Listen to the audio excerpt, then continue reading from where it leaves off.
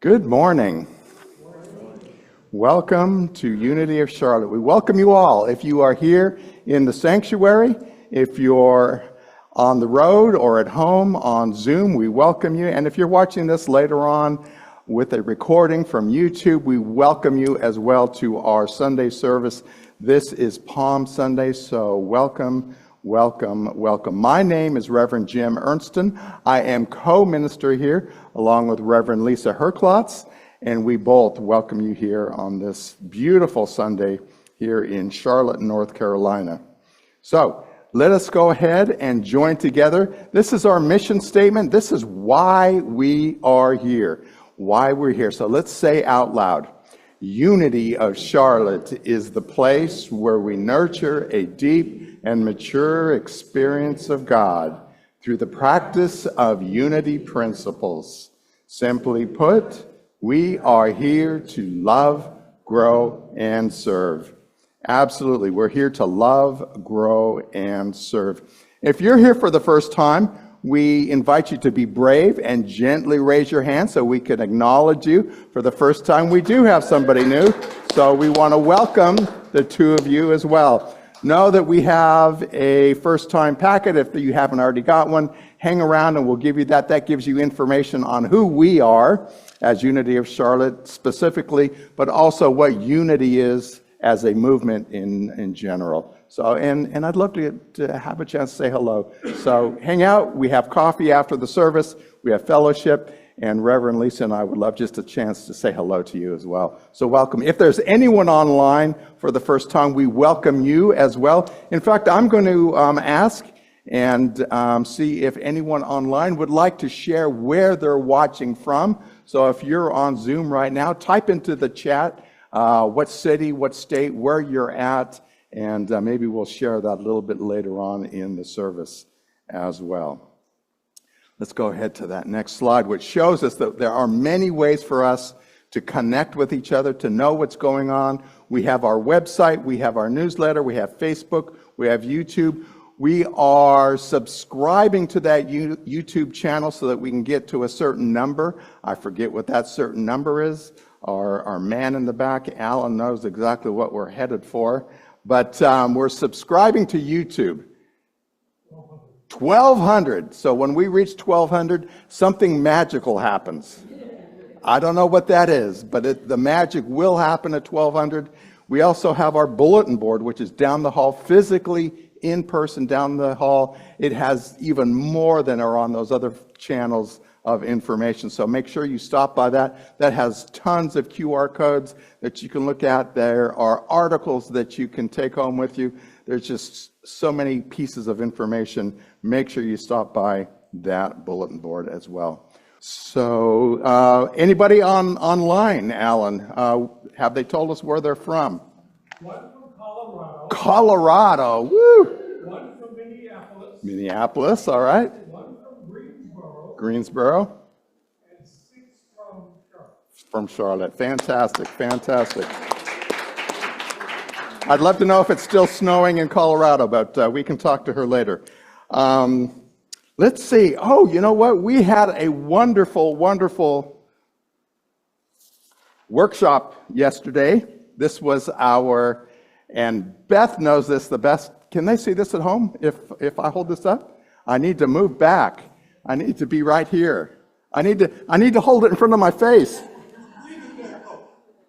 This is what we did yesterday. We had a wonderful workshop yesterday. We had some beautiful time together and meditation, and we did some creative work together. And if you would like to participate in something like this vision board workshop in the future, talk to Beth again. Wave your hand, Beth, so everyone knows who you are. And we may, hear the word, we may repeat this again. So talk to Beth on that. So we had that, and we are so grateful to her for leading that yesterday. It was a wonderful, wonderful time that we had. Let's move into prayer. I invite you to make yourself comfortable. Close your eyes if that feels right for you. Take a breath as we purposely move from our head down into our heart, and we feel and we know that gratitude of the moment, for being here together, for taking this time as we move into the moment, this here and now, as we shift gently from that thinking into the feeling of our heart space, and we allow that to expand in this moment of deep awareness as we open ourselves up to the reality that we go above and beyond simply our humanity. We are divine. I invite you to recognize that statement and say it to yourself silently. I am divine. And I rise into the realization that every aspect of my being, be it physical, mental, emotional, and spiritual, is divine. And I am so grateful. Grateful for this chance to be here on Palm Sunday to celebrate this season. The awareness of all the gifts that we've been given personally and as a community, a spiritual community together. We know that God is and that I am. We apply that I am statement to all the good that we are in this universe. I am here, fully aware, fully present to this service, and so it is. Amen. At this time, we also have a chance to hold those in our lives, family or friends, that may also be in need of prayer. This is also a time for maybe a circumstance within your own life that you would like to lift up in prayer as well. So we hold these prayers collectively in our heart. So at this time, I invite you to say those names out loud.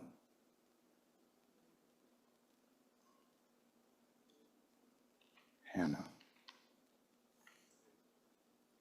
Kurt,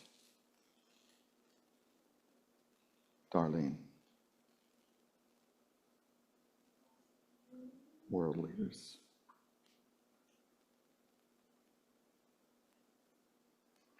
We hold these names, we hold these situations knowing that all is well, that the best is here now. Amen. Please join me together as we say our prayer of oneness. This is actually one of our basic principles, but we like to say it out loud. So, there is one presence and one power in my life and universe. God, the good, omnipotence. You will recognize that as our first principle. We do have 5 basic principles. This is number 1, and we can talk about all 5 at some future time as well. So know that we have a prayer team and that we collect those prayer requests for you during the week. If you are in need of a prayer request, you can submit that online from our website. You can do that at 2 a.m. in the morning. Whenever you need that request, it will be emailed to us. We collect those. We pray over those for 30 days. We also ship those off after those 30 days to the Village, Unity Worldwide Ministries, and that Silent Unity prays over those prayers for the next 30 days. So a lot of prayer going on. We have that website, like I said. We have our physical prayer box that you can write that out, put it in the slot. That goes to the same place. And you can also call on the phone, Silent Unity as well. So you can find that number online. What is next? I would like to invite up Shirley. Shirley is going to read our daily word for the day. Good morning. On Palm Sunday, I celebrate the divine presence within. Today is Palm Sunday, the commemoration of Jesus' arrival in Jerusalem that symbolizes the awakening of the Christ awareness in humankind. Those who followed Jesus into Jerusalem shouted, "Hosanna! Blessed is the one who comes in the name of the Lord." Imagining this joyous scene, I feel inspired to follow Jesus' actions and express more and more of the love, peace, joy, and light of my Christ nature. As Holy Week begins, I open my heart and mind to more fully embody and share the Christ of my being. I feel blessed knowing others around the world are doing the same. Together, we bring peace and healing to the world and to one another, fulfilling the promise of Jesus. From the book of John, chapter 12, verse 13. So they took branches of palm trees and went out to meet him, shouting, "Hosanna! Blessed is the one who comes in the name of the Lord." Are you ready? Diving in.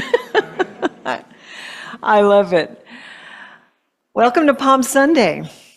This is going to be a little bit of a different service than I originally anticipated because apparently you have to order palm fronds way in advance. I know, I've got them behind me. But here's the amazing thing. I was speaking to a friend and mentor and was telling her, I wanted to do a palm frond ceremony, and apparently I missed the date. So, I'm going to have my staff on it next year. I'm going to have a staff next year.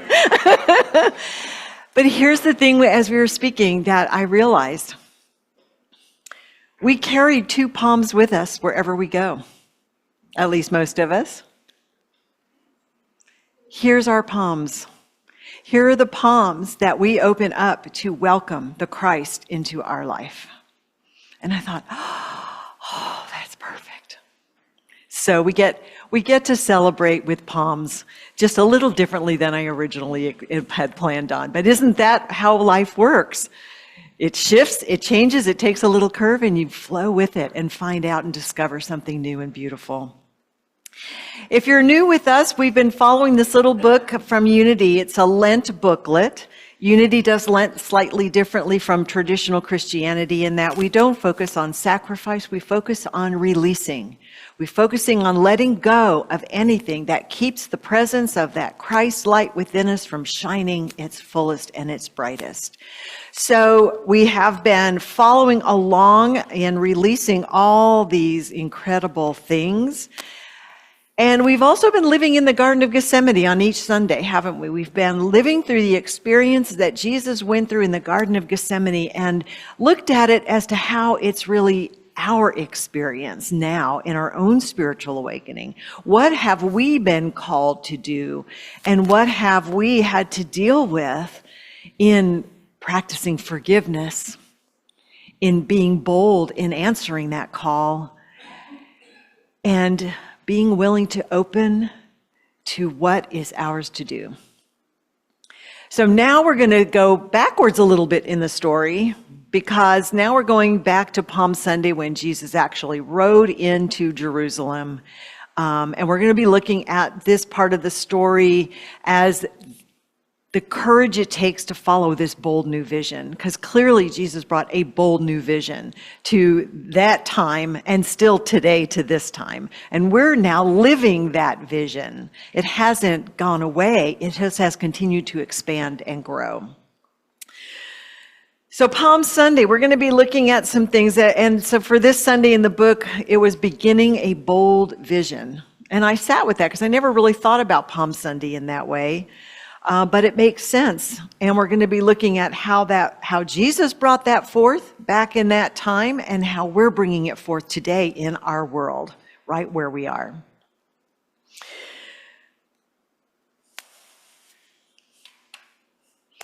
So, as we just heard in the Daily Word reading, Palm Sunday was the day that Jesus rode into Jerusalem with his followers, with his disciples, and was greeted by a throng, a multitude of people who were very excited. This was a very exuberant welcome into the city, and they laid palms to prepare his entrance into the city. This was a very exciting time and a happy time. And there was a lot of jubilation because these people had an expectation of what he was bringing to them. But Jesus also knew what else was coming, because there were many in the establishment, if you will, that weren't prepared for the vision he brought. He brought a vision that would really change how the establishment lived and held their laws together. And this was very frightening and scary to them. They would lose their power, number one, but they would have to change in a way that they weren't ready for. So Jesus knew this jubilant welcoming was going to lead to a difficult road.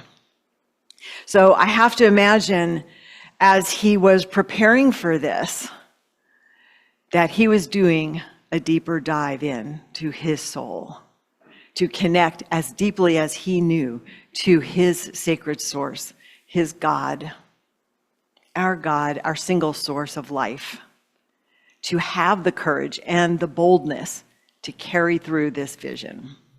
And that's what we're going to be looking at for Palm Sunday. One of the lines out of the booklet really struck me because it said, "What can we learn from Palm Sunday?" And it said that for anything to be accomplished, it must first be begun. Well, it seems very obvious, doesn't it? When you say it like that. However, how often do we have a vision, have a calling that we hear in our heart, we feel in our soul, but really beginning it takes some strength and courage and Even a vision board. even a vision board. Exactly, that's right. That was really powerful. I'm going to declare we're going to do it again at some point in time, and I would encourage everyone to come. It's a very powerful way to get in touch with, because you finally sit. How often do we take time to just sit and listen to our soul? Listen to Spirit talking to us through our soul, and then just play with pictures to bring the energy of that vision alive. It's a beautiful experience, and it is a great way to take a first step, because that vision will never come to be if you don't start moving into it and taking action. And that's what we're going to be looking at for Palm Sunday. But first, I want to do two things. I want to look at both the historical and metaphysical insights of the Palm Sunday story. So we're going to be looking at a few of the elements of this story. We're going to start by going to Matthew 21. Jesus sent 2 disciples saying, now this is, let me preface this. Jesus hasn't gone to Jerusalem yet. He's outside. He's preparing to go in with his disciples. And so he's saying to the 2 disciples, "Go to the village. You'll find a donkey tied there, and with her colt by her. Untie them and bring them to me. If anyone says anything to you, say that the Lord has need of them." And we'll talk a little bit about what those words mean. Then he's actually riding the donkey into Jerusalem, and a very large crowd spread their cloaks on the road, while others cut branches from the trees and spread them on the road.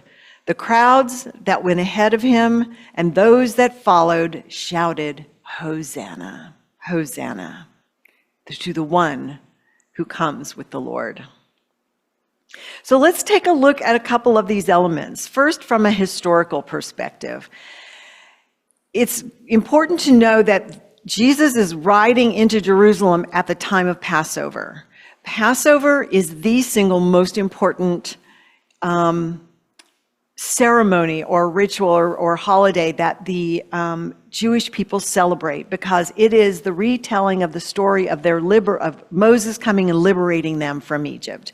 They were liberated from slavery and brought to the promised land. And that's the commemoration of that story. So this was at the very heart and root of what Judaism is and was. So this Passover means lots of people were coming into Jerusalem. A lot of people were there to celebrate that because this was a time when they came together for that. So Jesus was writing it in a very important and crucial time. And there was a lot of excitement that he was coming because he had been working miracles for years before that. And the word had spread that this was the one. Next, we have the donkey and the colt. The colt is the baby of the donkey, the one that has never been ridden before. Now, it's interesting to note that in biblical times, when dignitaries or kings or important people arrived in a new city, there was a procession. And how they arrived said whether they were coming in peace or coming to take over. And when they rode a donkey, when they chose to ride a donkey in, it was a symbol to the people of that village that they were coming in peace.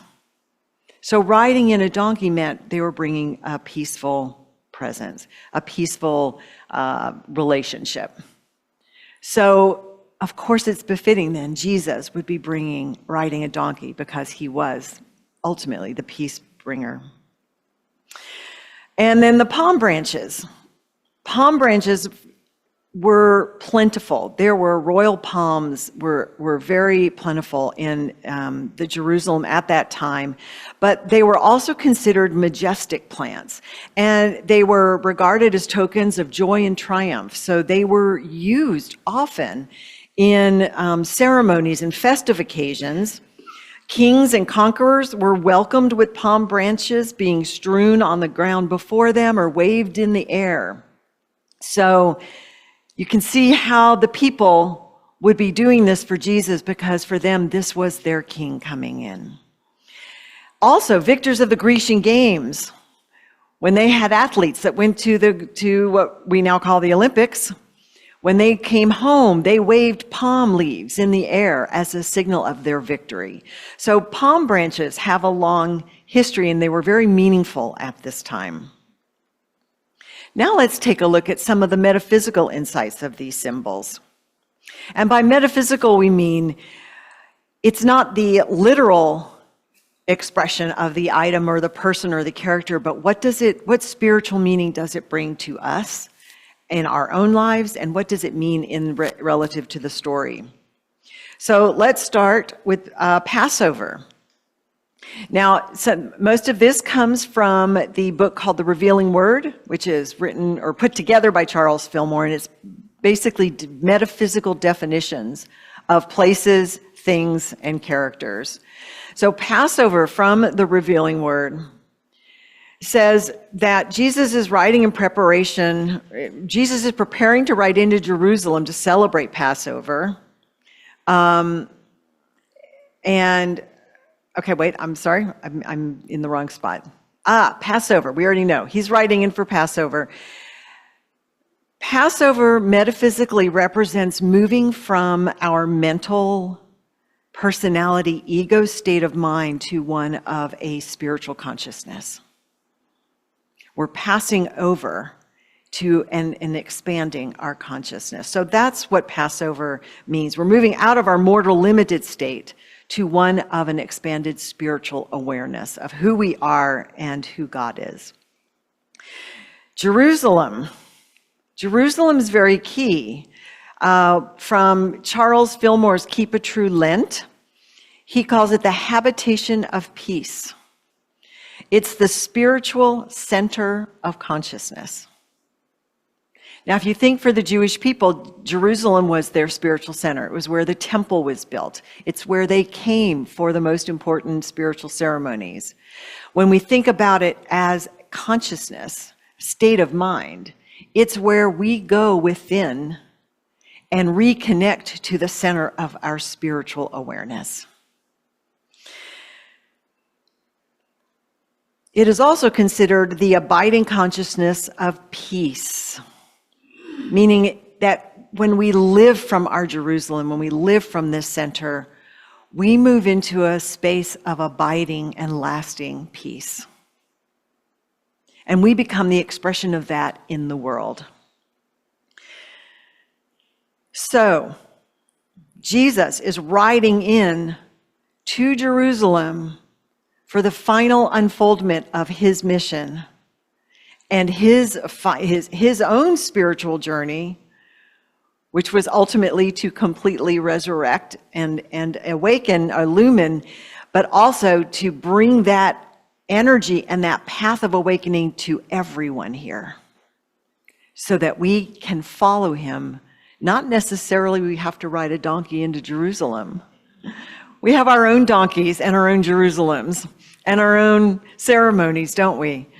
But the essence of what he was doing within is the same essence of what we are accomplishing today. Finally, we have the donkey or the colt. And so let me just ask you this. What characteristics do you think of when you think of a donkey? Stubborn, strong, slow, gentle. Some are. I've known some non-gentle donkeys. They could be sweet, yeah. I think donkeys, obedient. Well, they can be obedient, but that's when they are being ridden by the Christ. Because when they're without that, they tend to be unruly, stubborn, and rather obstinate creatures. Something like squirrels. Squirrels most obstinate, or I would really say persistent, but I digress. The donkey represents our animal nature of our human consciousness, the part that's driven by needing to feel safe. It's driven by desires and by fears. And this is represented by the donkey that, along with stubbornness, it also has endurance and persistence. Now, the metaphysical nature of Jesus riding the donkey, because Jesus represents our Christ nature. And when he rides that donkey, it means that we are allowing our spiritual nature to be the master of and the guide of our human nature. And we talk about this all the time. This is not a new idea. We talk about it almost every Sunday. That's our purpose, is to awaken to our own spiritual consciousness, which is the same consciousness in there because spirit is one, but it expresses individually in our human lives. Our human part of us is that individuated expression of that Christ light. So we ask ourselves, who's ruling my life today? Is it my little donkey nature, or is it the Christ? So the cult, within the revealing word, it says a cult represents our collective, unbridled, untried, and impulsive humanity. And yet, it is still worthy of carrying the Christ. It's worthy of carrying the Christ. And I think this is very important because our human nature is not bad or evil. It simply is what it is. And when it does not have the direction of our higher consciousness, it gets lost in its fear. And it gets a little crazy out here. It gets a little crazy when it's running amok. Now, we also read in the scripture, it said, the Lord has need of them. Jesus said, listen, if they question why you're taking these donkeys, just tell them the Lord has need of them. And when we look at this from a spiritual perspective, what we're seeing is the human nature is not in and of itself bad. It's not something we're getting rid of. It doesn't need to be crushed or destroyed or eliminated. It just simply needs to come under the influence, guidance, and mastery of the spiritual consciousness. Jesus, our Christ nature, rides the donkey, which is worthy, fully worthy of carrying this Christ.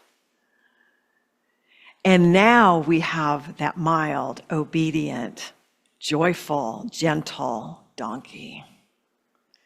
which still has the attributes of endurance and strength and maybe obstinance, because sometimes obstinance is needed to power through our vision when we need boldness. But it's being guided and inspired by the Christ nature within. So, how's this playing in your life? Have you found that you've been called forth to leave the safety and comfort of your everyday world? Have you felt a push to stretch your comfort zone a bit and move outside of it to something bigger? Are you feeling a little sense of unease or unrest? Perhaps that comes with the uncertainty we experience in our world. Because let's face it, we've always had uncertainty in this world. But it seems to be magnified right now. Exponentially magnified. And that's going to create, I know that's created a sense of unease. I've talked to people. I'm standing in it myself. Everybody's feeling it. Regardless of where you fall about why you think it's happening, it's an uneasy state to be in because everything's changing. Everything's changing. So, how do we respond? Do we start digging our heels in? Do we bring out some of those donkey qualities of obstinance? I don't know. Have you ever tried to move a donkey that doesn't want to move? This was my experience with it, okay? They don't budge, and they're strong. So where in our lives may we be feeling that, okay, I'm not budging, I'm not moving, I'm digging my heels in here? And finally, do you ever feel like you're not worthy of this Christ light? Sometimes we look at our life and the things we've done, maybe it's been a little unruly and messy. And I think, no, I'm not worthy to let the Christ in. I can look at all of these and say, well, I probably have a little bit of each one of these in my life right now. There's probably, I definitely am being called to something bigger. I'm always being called to something bigger. And because of that, I'm always being stretched outside my comfort zone. I'm always being drawn to expand. What does Beth always say? I have an expansive mind. I'm about expansion. Because that's what life is. Life expands, life grows, and life changes. So it can feel uncomfortable, and the level of unease and unrest right now is off the charts, I think. It's pretty much off the charts. But that's what we're called to then stand in our certainty that when we can turn within and find a source within, not without, a source of empowerment, a source of confidence, a source of certainty that moves us boldly through the changes. And this is what Jesus did. Imagine Jesus riding into Jerusalem. There was one point before he got there, he stood on a hill and he looked out at Jerusalem and wept. He wept. It's one of the few times in the Bible where it says he wept. Because he knew that consciousness wasn't quite ready. And what that would mean to him personally, to his disciples and his followers. And eventually Jerusalem, because eventually the whole temple was demolished. He could see that coming, and yet he didn't stop. He saw that, he felt it, but he boldly continued to move forward. Because whether it's ready or not, the light will continue to shine. And today we stand at a place where things are being taken apart. Things we probably thought would never not be there are changing quickly. And it's almost like being on these shifting sands. But we're riding into our own Jerusalem. We are riding in to our own consciousness within. Because what we bring to the world is what Jesus brought to the world back then. And now it's our turn to stand in this world as a light, to shine in our own life, but also to shine for everybody else's. And the one thing I absolutely know is he changed the world. His life changed the world. We don't have to do what he did to change the world, because now there's a lot of us. There's a lot of us recognizing the consciousness that Jesus brought in and said, this consciousness lives in you. God lives in you. The kingdom of heaven lives within you, he said to us. And now we're going, yes, it does. And now I'm going to live from that. That's the light, the Christ that I'm going to let guide my life. And those are the decisions I will make based on that. And it may call for some boldness. And it definitely has called me to stretch outside my comfort zone, I can tell you. And that's okay. It's exciting and scary and filled with an exuberance of what's to come, because life is eternal. It has a divine order to it. And regardless of what it appears to be happening in our material world, it continues to work its perfect work. And it needs each one of us to work with it. So, my call to action for you today is, what steps can you take this week to move boldly towards whatever you feel you're called to do? We may all be called to express this differently. I can't tell you what is yours to do.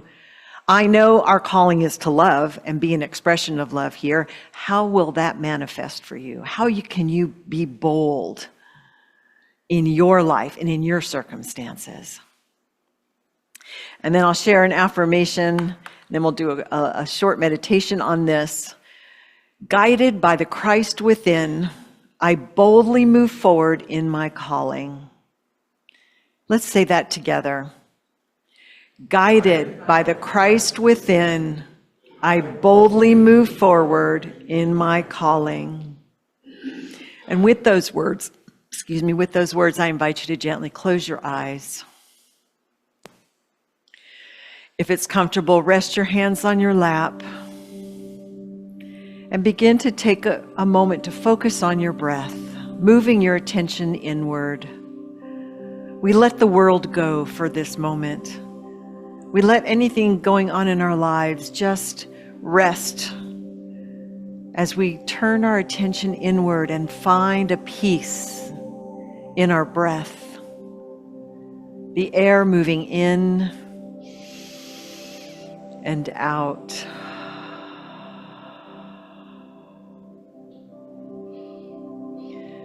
Give all your attention to the movement of that divine life we call air, moving in and flowing out.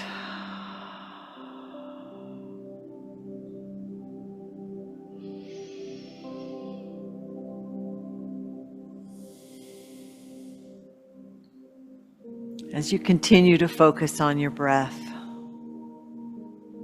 allow your body to relax just a little more, your shoulders to drop, the muscles in your face to relax and release. Breathing in, breathing out.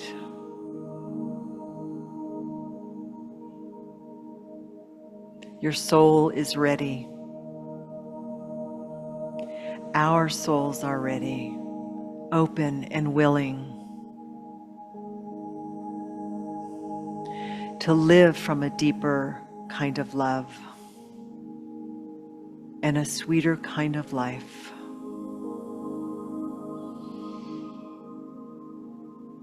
On this of Palm Sunday, we get to rejoice and welcome as we open our palms in a symbol of welcoming in the light of Christ that's already living within us, but now we open it and allow it to shine through.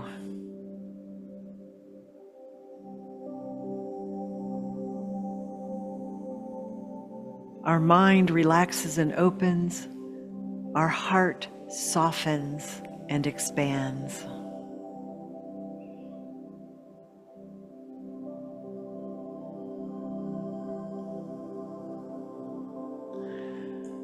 Hosanna.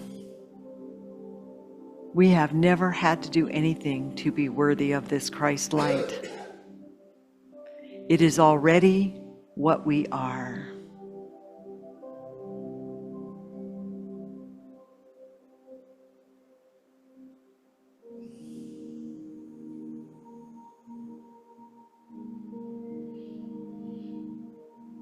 Breathing in and out. Let an awareness of that light continue to shine and expand within your heart, your mind, and your soul.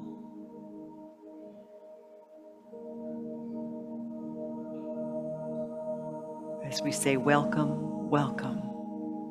Hosanna, welcome.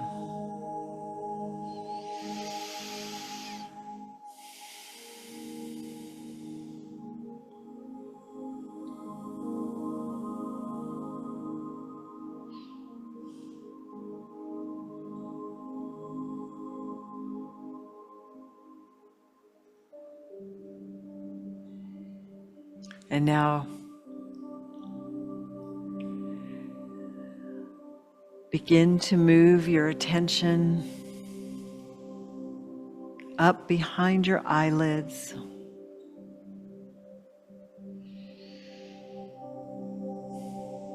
You might begin to wiggle fingers and toes as you bring your conscious awareness back to your whole body, present in this sacred space. But we remember we carry this light, and it guides us, supports us, sustains us, and inspires us with joy as we continue to welcome it and to see it in everyone else. And when you're ready, take a deep breath in. And on the exhale, gently open your eyes.